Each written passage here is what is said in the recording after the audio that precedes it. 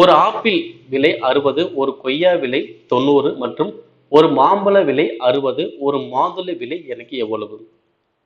இதுல அந்த கொஸ்டின் ஒரு விஷயம் நம்ம பார்க்கணும். ஏன் அப்படின்னா ஸோ தமிழ் கொடுத்துட்டு இங்கிலீஷ் கொடுக்கணும் அவங்க அவசியமே இல்லை. பட் என்ன இங்கிலீஷ் கொடுத்துருப்பாங்க. ஏன் அப்படி கொடுத்தாங்க பார்த்தீங்கன்னா ஸோ அதை பேஸ் பண்ணி தான் நம்ம என்ன பண்ண போறோம், ஆன்சர் பண்ண போறோம். ஓகே பாருங்க, ஆப்பிள்.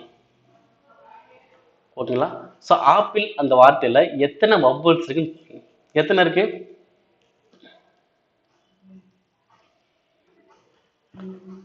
A1 E1 மொத்தம் எவ்வளவு வருது? 2 வவ்வல்ஸ் வருது. ஓகேங்களா? அப்ப 2 வவ்வல்ஸ் வந்துச்சுன்னா 60 ரூபா. 2 வவ்வல்ஸ் வந்தா 60, அதாவது ஒரு வவ்வல்ஸ்க்கு 30 ரூபான்னு அர்த்தம். ஓகேவா? 2 வவ்வல்ஸ்க்கு 60 ரூபாய். அடுத்து ஒரு கொய்யா. அது இங்கிலீஷ் எழுதிக்கோங்க. இதுல எத்தனை வவ்வல்ஸ் வருதுன்னு பாருங்க. எத்தனை வருது? U1 A1 A1. ஓகே, அப்ப U1 இருக்கு, A வந்து 2 இருக்கு, மொத்தம் எவ்வளவு வருது? 3 வவ்வல்ஸ் வருது. எனக்கு ஒரு வவ்வல்ஸ் எவ்வளவு? 30. அப்ப 3 வவ்வல்ஸ் எவ்வளவு வரும்? 90. அடுத்து மாம்பழம், மேங்கோ.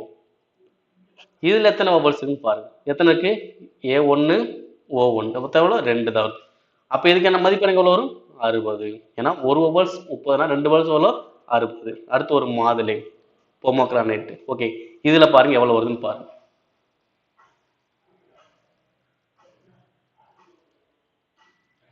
எவ்வளவு வருது? 1 2 3 4 5. அப்ப 5 வவ்வல்ஸ் வருது. ஒரு வவ்வல்ஸ் 30னா 5 வவ்வல்ஸ் எனக்கு எவ்வளவு வரும்? 150. ஆன்சர் அது ஆப்ஷன் லாஸ்ட். ஓகேங்களா? ஸோ நம்ம நிறைய பேர் யோசிச்சிருக்க மாட்டோம் எப்படி ஆன்சர் பண்ணிப்போம்னா ஆப்பிள் 60 ரூபா, கொய்யா 90 ரூபா.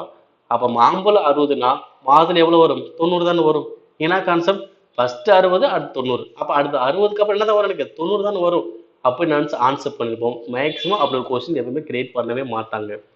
ஸோ நம்ம நினைக்கிறோமே அந்த கொஸ்டின் பார்த்தோன்னே ஆன்சர் பண்ண எந்த ஒரு கொஸ்டினுமே இருக்காது. கண்டிப்பா உள்ள ஏதோ லாஜிக் வச்சிருப்பாங்க. நம்ம அந்த லாஜிக் படி தான் ஆன்சர் பண்ணுவோம் தவிர கொஸ்டினே இருக்குது நம்ம அதை அப்படி ஆன்சர் பண்ணணும் அப்படின்னு நினைக்கக்கூடாது.